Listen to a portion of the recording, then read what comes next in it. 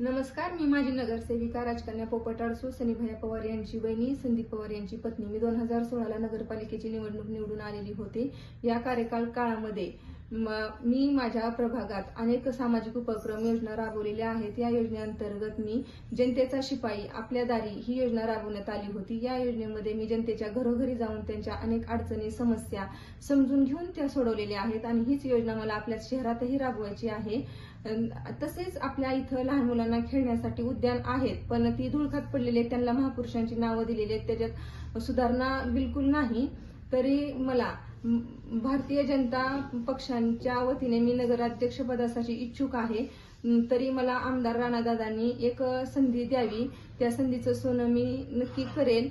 यासाठी मला जनतेची साथ हवी आहे, तरी मला सर्व जनतेने साथ द्यावी। धन्यवाद।